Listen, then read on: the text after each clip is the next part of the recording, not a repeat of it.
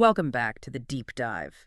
Today we're tackling a really tough subject, something universal but maybe not always understood deeply, adult grief and bereavement. We're going to be looking closely at some foundational research, especially from Dr. Colin Murray-Parkes. His work really changed the game in how we view loss. Our aim here isn't just to talk about sadness, but to really get into the psychological and even the physical nuts and bolts of what happens when a major relationship ends through death. We're trying to see grief less as random emotion and more as a structured, almost, well, predictable process. Exactly. And that structure you mentioned, that's key.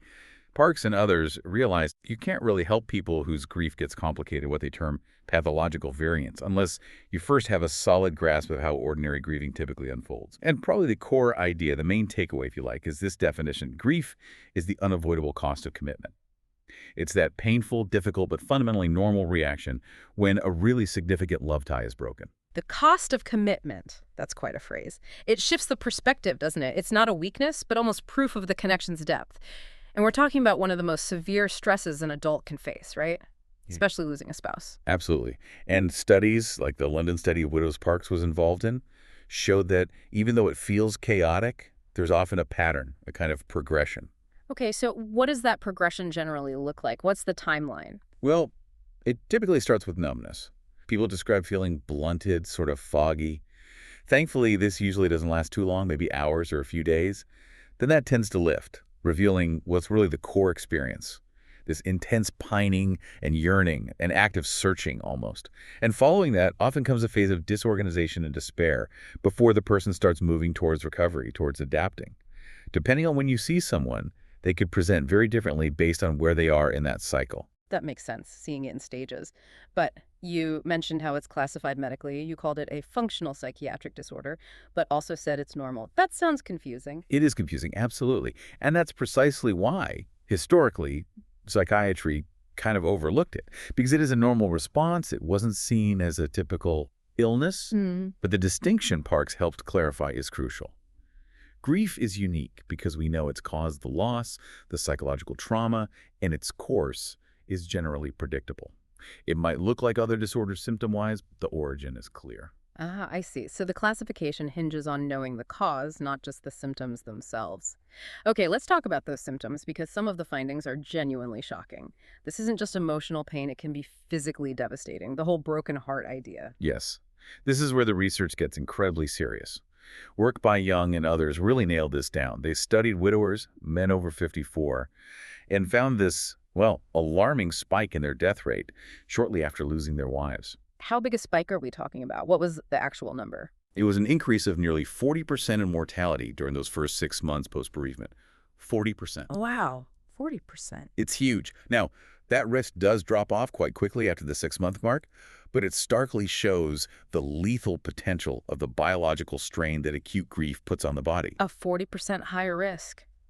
That's just incredible. And was it random causes of death, or did they pinpoint something specific? No, not random at all. Further work by Parks and his colleagues linked this excess mortality overwhelmingly to heart problems. Yeah. About 3/4 of that increase was down to cardiovascular disease, things like coronary thrombosis, arteriosclerotic heart disease. It really backs up that old idea, doesn't it? Yeah. That you can die of a broken heart. The stress physically damages the heart. It's sobering. And even for those who obviously survive that initial period, their bodies are clearly going through a lot. You use the term alarm reaction.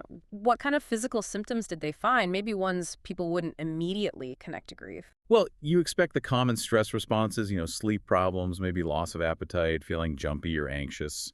But the research documented widows experiencing things like blurred vision, surprisingly. Also, sudden skin rashes, quite noticeable excessive sweating, even difficulty swallowing that classic lump in the throat sensation, and very commonly palpitations and quite alarming chest pains. That list, especially the vision and swallowing, it really drives home that the body's stress response is just dialed way, way up. Like it's constantly ready for fight or flight, pulling resources from normal function. Precisely. It's this sustained state of high arousal. And that physical tension is directly linked to the central psychological experience you mentioned earlier, that relentless pining. Let's dive back into that psychology then, because Parks identified the absolute core of this process as the pang of grief. Can you explain what that means? The pang of grief. It's described as this sudden, sharp, overwhelming wave of anxiety and deep psychological pain. Right. It hits you episodically. It's really the same thing as that intense yearning and protest. And the really crucial insight, drawing from Bowlby's attachment work, is that this yearning, this pining, isn't just passive sadness. It's the internal feeling, the subjective experience of a powerful impulse to search for the person who's gone. Right. So the feeling itself is actually the mind trying to carry out this deep-seated, almost biological program. Find the lost attachment figure, bring them back. Exactly right. The research sometimes uses animal analogies, which might sound a bit simplistic, but they help show how fundamental this is. Think of the gray-lag goose losing its mate. The goose doesn't just sit there, sadly. It becomes incredibly restless, flies around, and calls out loudly. That's the searching behavior. Pining is our human version of that deep instinctual drive. That's a powerful image. But humans know rationally that the person is dead, unlike the goose, maybe. How does the research explain that conflict between instinct and knowledge? That's the crux of the internal battle. The rational brain knows the reality, but the instinct to search is so strong it can temporarily override logic. You see it clearly in what bereaved people themselves say. They often recognize the irrationality. Quotes like, "I can't help looking for him everywhere. I keep scanning the faces. It's compulsive." Or feeling drawn to visit the grave, while simultaneously thinking, "He's not there. It's just, I feel pulled towards him." The drive persists despite the knowledge. So the mind is just consumed by this search. How else does this preoccupation show up beyond physically looking? It really colors memory and perception. Memories of the lost person become incredibly vivid, almost feeling real, like a current perception. People might momentarily think they see their loved one in their usual chair or hear them cough or call their name. Sometimes it's just a fleeting illusion seeing someone who looks similar in a crowd. The mind is almost generating these experiences to try and satisfy that deep need to find them. Okay, so we have numbness first, then this incredibly intense pining and searching phase, which is both psychologically and physiologically draining. Given how overwhelming that is, how do people cope? How do they even begin to manage the transition without just breaking down? Well, defense mechanisms play a huge role initially. Denial is key.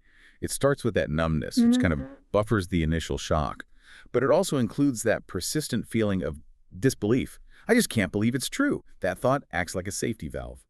It's quite striking that the research found about half the widows interviewed still reported feeling that profound disbelief even a whole year later. It seems the brain has to sort of meter out the awful reality, process it in manageable doses. But grief isn't just an internal process, is it? The path to finding a new footing, a new identity, gets complicated by things happening outside the person. The research talks about secondary losses. Yes, exactly. Those compound the trauma. Two big ones are stigma and deprivation. Stigma is about how society reacts, or how the bereaved person feels society reacts. There's often this sense of being somehow tainted by death. We might not have ancient rituals like forbidding touching a widow's things anymore, but think about how friends might become awkward, avoid the topic, or just drift away. That creates a similar kind of painful isolation. And deprivation, that sounds more concrete. It is. Deprivation refers to the actual objective loss of things the person provided. That could be financial security, companionship, help with practical tasks, emotional support. Basically, essential supplies for life are suddenly gone. This leads directly to feelings like deep loneliness, insecurity, and something really profound, rolelessness. The feeling that your core purpose, often tied to your partner, has just vanished. That makes sense. Using a long-term partner isn't just losing a person. It's like losing part of your own identity, part of how you define yourself. The research called it a psychosocial transition, didn't it? A major one. It forces this fundamental, painful reevaluation of everything the world, your assumptions about it, and your place in it. Widows in the studies used incredibly visceral language. They talked about feeling mutilated, like my inside had been torn out, or experiencing a core loss of self, saying half of myself was missing. Their whole identity structure, wife, partner, co-planner, maybe co-provider, it's shattered because the other person was so integral to all those roles. And to cope with that huge gap, that sense of self being fractured, some people might sort of absorb aspects of the person they lost. Yes, that's what's called identification. It's quite common. A widow might start adopting her husband's mannerisms or interests, or feel his presence inside me, guiding her or giving her strength. It definitely helps mitigate the pain and fill some of that void left by role loss. And this is where the work of grief comes in. While it's comforting, over-identification can sometimes slow down the necessary process of fully accepting the new reality and forging a new, independent identity. This has been incredibly illuminating. It really paints grief not just as sadness, but as this complex, demanding work. It takes time, energy, and involves this constant tension between needing to avoid overwhelming pain and needing to face the reality of the loss. Absolutely. And understanding this typical structure, numbness, pining, despair, recovery, is so important for anyone offering support. It helps distinguish between the intense, difficult, but ultimately normal process and situations where grief might be getting stuck or complicated, needing more specialized help. It focuses attention on the cause, the loss, rather than just the symptoms, which can look like so many other things. So, thinking about that structure and timing, if knowing this helps us target support, where and when it is needed, what does that imply about who provides the best support? Here's something to think about, a final thought perhaps. We know the stress is incredibly acute, especially early on. Remember that 40% mortality risk. We also know doctors and professionals are often stretched incredibly thin. So, could it be that the most effective support during this critical transition doesn't always come from the professional? The research hints that because help given during such a major life change is uniquely impactful, maybe a carefully chosen, maybe even trained volunteer, a friend, neighbor, someone from the community who can offer sustained presence and time, might actually provide help that's just as good or possibly even better than a busy professional. Maybe the most vital resource for navigating this kind of profound psychological trauma isn't miles away in an office, but potentially right there in your own circle, just waiting to be activated.